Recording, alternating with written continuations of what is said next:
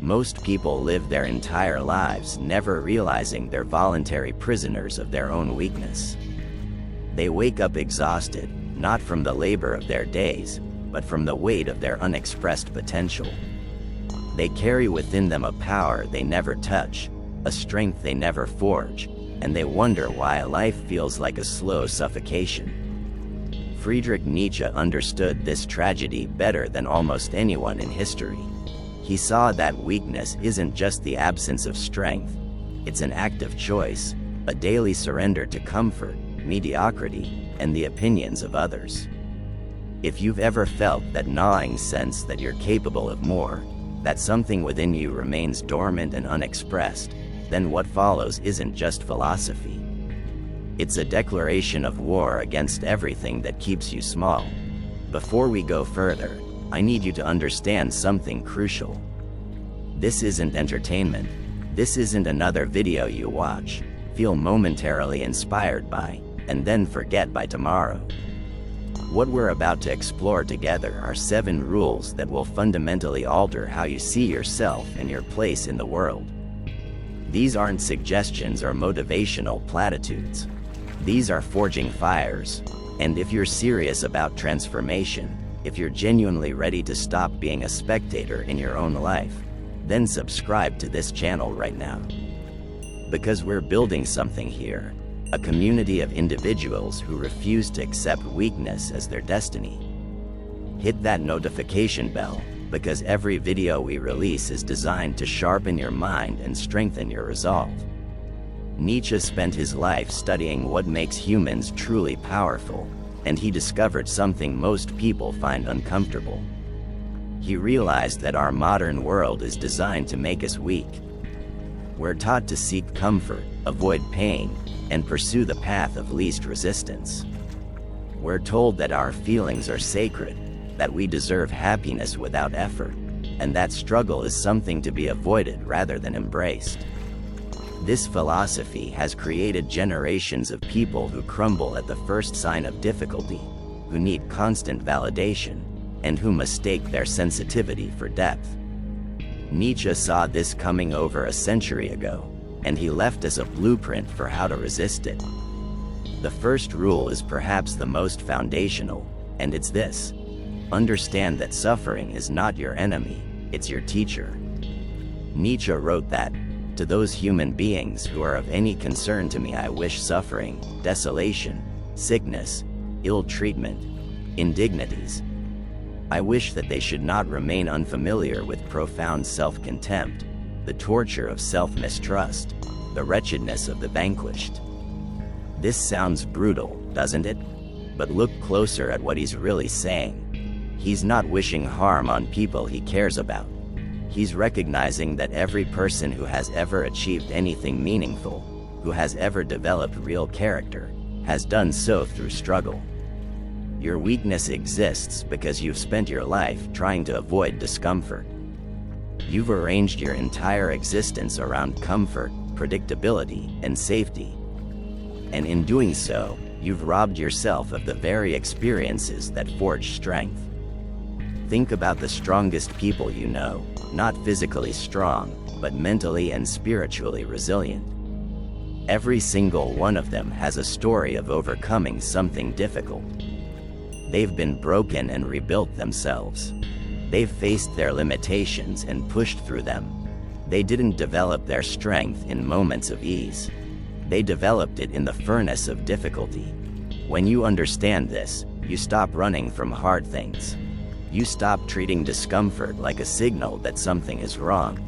Instead, you recognize it as the sensation of growth, the feeling of your limitations being expanded.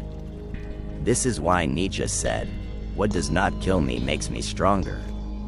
He wasn't being dramatic. He was stating a fundamental truth about human development. The second rule builds directly on the first. Take full ownership of your life without excuses or blame. Nietzsche called this concept amor fati, the love of fate. It means accepting and even loving everything that happens to you, including the difficulties, the setbacks, and the injustices. Most people spend enormous energy blaming their circumstances, their parents, their genetics, society, or bad luck for why their life isn't what they want it to be. And maybe they're right. Maybe you did get a raw deal. Maybe you were born into difficulty. Maybe you experienced trauma. Maybe the world hasn't been fair to you. But here's what Nietzsche understood: it doesn't matter. Blame might be factually accurate, but it's functionally useless. It gives you nothing. It changes nothing. It only keeps you locked in weakness. When you take complete ownership of your life, you reclaim your power. You stop being a victim of your circumstances and become the author of your response to those circumstances. Viktor Frankl, who survived Nazi concentration camps, proved this principle in the most extreme conditions imaginable. He wrote that, between stimulus and response there is a space, and in that space is our power to choose our response. You always have this choice. Always. You can choose how you interpret what happens to you. You can choose what meaning you assign to your experiences. You can choose what actions you take moving forward.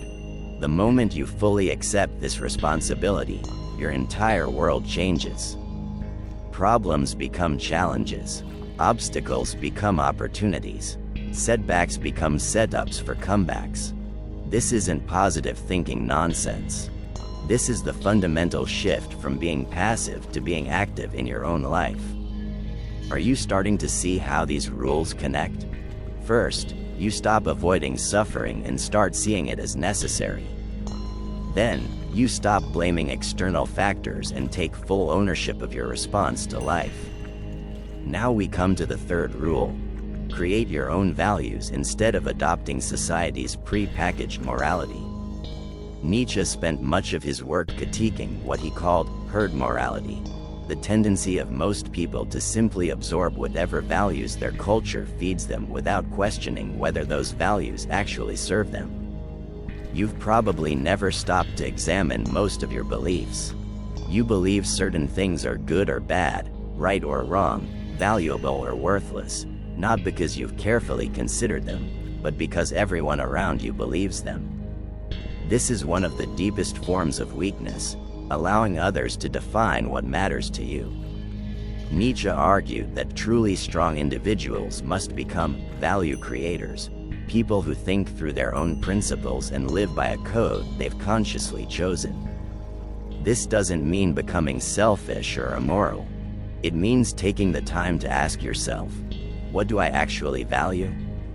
What kind of person do I want to become? What principles will guide my decisions? Most people outsource these crucial questions to their culture, their religion, their political tribe, or their social circle. And then they wonder why their lives feel empty or inauthentic. You cannot build a mind of steel on a foundation of borrowed beliefs. You must do the difficult work of examining your values, discarding what doesn't serve you, and building a personal philosophy that genuinely reflects who you want to be. The fourth rule is about embracing solitude and independent thinking. Nietzsche wrote that, the individual has always had to struggle to keep from being overwhelmed by the tribe. Your weakness is maintained by your constant need for approval, validation, and acceptance from others. You moderate your thoughts, dilute your ambitions, and compromise your standards because you're terrified of standing apart from the crowd. But here's the truth. Every person who has ever done anything remarkable has had to break from the herd at some point. They've had to endure misunderstanding, criticism, and isolation. They've had to develop the capacity to stand alone. This doesn't mean you should become a hermit or reject all human connection. It means you need to build a strong enough internal foundation that you don't crumble when others disapprove of you. You need to reach a point where your self-worth comes from living according to your principles, not from how many people like you. Spend time alone with your thoughts. Get comfortable with silence. Learn to enjoy your own company. The strongest minds are built in solitude, not in the constant distraction of social validation. Nietzsche himself spent years in isolation, and it was during these periods that he produced his most powerful work. He understood that you cannot think clearly or deeply when you're constantly surrounded by the noise of other people's opinions. We're halfway through these 7 rules, and if you've stayed with me this far, I know you're serious about this transformation. This is the perfect moment to make a decision. If this content is resonating with you, if you feel that internal pull toward becoming stronger, subscribe to this channel now. Don't just watch and disappear. Join this community of individuals who are committed to building mental and spiritual strength. Like this video, leave a comment telling me which rule has hit you hardest so far, and share this with someone who needs to hear it. The 5th rule is both simple and brutally difficult. Stop seeking comfort and start seeking growth. Nietzsche observed that the secret of the greatest fruitfulness and the greatest enjoyment of existence is to live dangerously. Modern life has become an elaborate mechanism for eliminating risk, discomfort, and challenge. We have climate-controlled environments, endless entertainment, food delivered to our doors, and algorithms that show us only what we already agree with. Every system is designed to keep you comfortable, and comfort is the assassin of potential. When you're comfortable, you don't grow.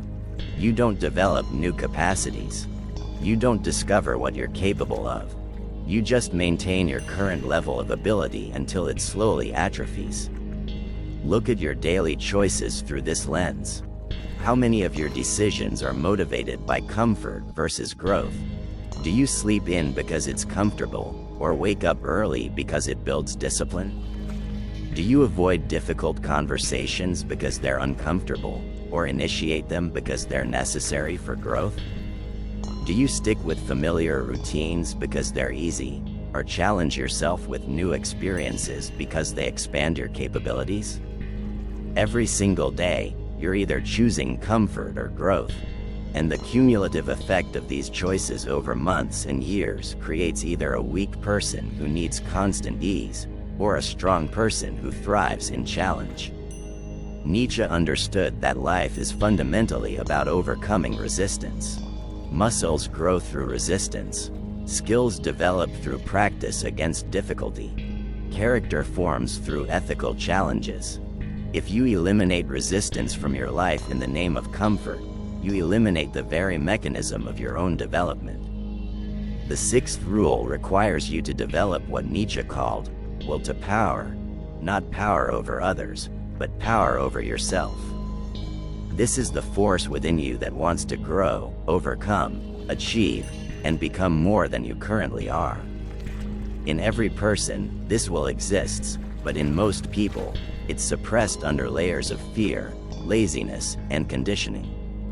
Your will to power is that voice inside you that says, I can do more, be more, achieve more. It's the part of you that refuses to accept mediocrity as your ceiling. But here's what most people don't understand. Your will to power must be consciously cultivated and directed, or it remains dormant. You cultivate it through discipline, by making yourself do things you don't feel like doing. You cultivate it through challenge, by deliberately putting yourself in situations that test your limits. You cultivate it through achievement, by setting goals that seem slightly beyond your current capabilities and then proving to yourself that you can reach them. Every time you keep a commitment to yourself, your will to power grows stronger. Every time you push through discomfort when you could have quit, it grows. Every time you do the hard thing instead of the easy thing, it grows. And conversely, every time you break a promise to yourself, every time you quit when things get difficult, every time you choose comfort over growth, your will to power weakens. You're either strengthening it or weakening it with every choice you make. There is no neutral ground. Nietzsche saw that most people live with a weakened will, and they experience this as a general sense of powerlessness, meaninglessness, and frustration with life. But when you consciously develop your will to power, when you become someone who has mastery over your own actions, thoughts, and impulses, you experience life completely differently. You feel capable, purposeful, and alive. The seventh and final rule is this: embrace eternal recurrence as a test of how you live. Nietzsche posed a thought experiment that cuts through all self-deception. He asked, what if you had to live your exact life, with all its pain and pleasure, over and over again for eternity? Would you be happy with that? Or would you be horrified? This question is designed to make you confront whether you're actually living a life you can be proud of, or whether you're just going through the motions, wasting your days, avoiding your potential. If the thought of repeating your current life forever fills you with dread, that's a sign that something needs to change. You're living in a way that even you don't respect. But if you can honestly say that you would gladly live your life again exactly as it is, including all the struggles and difficulties, then you've achieved something rare. You're living with integrity and purpose. You're not wasting your time. You're not betraying your potential. You're actually doing something meaningful with the limited time you have. This is the ultimate test Nietzsche gives us. It strips away all the excuses, all the procrastination, all the plans to start living properly, someday. It forces you to ask, am I living right now in a way that I can respect? And if not, what am I waiting for? Marcus Aurelius, the Stoic emperor, said something similar: you could leave life right now. Let that determine what you do and say and think. Both philosophers understood that we waste our lives because we don't truly confront our mortality and the preciousness of our time. Let me bring all 7 rules together so you can see the complete picture. You destroy weakness forever by first accepting that suffering is necessary for growth, not something to avoid. You take complete ownership of your life without blame or excuses. You create your own values instead of mindlessly accepting society's beliefs. You embrace solitude and independent thinking rather than constantly seeking approval. You choose growth over comfort in your daily decisions. You consciously develop your will to power through discipline and challenge. And you live each day as if you would gladly repeat it forever, which forces you to live with intention and integrity. This is how you build a mind of steel. Not through one dramatic moment of transformation, but through the daily practice of these principles. Not through motivational videos that pump you up temporarily, but through the consistent application of philosophy that fundamentally changes how you operate. Nietzsche didn't write his ideas for people who wanted easy answers or quick fixes. He wrote for people who were willing to do the hard work of becoming truly strong. The question is, are you one of those people? If you've made it to the end of this video, you've already demonstrated something important. You have the attention span and the seriousness to engage with difficult ideas. That puts you ahead of most people already. But watching is not enough. Understanding is not enough. You have to take these rules and actually apply them to your life. Start today. Pick one rule that resonated most strongly with you and implement it immediately. Don't wait until you feel ready. Don't wait until conditions are perfect. That's weakness talking. Act now while you still feel this fire inside you. Subscribe to this channel for more philosophy and psychology that will strengthen your mind. Share this video with someone who needs to hear this message. Leave a comment telling me which of these 7 rules you're committing to practice. And remember, weakness is not your destiny. It's just your current state. And states can be changed through conscious, deliberate action. Build your mind of steel, one choice at a time. I'll see you in the next video.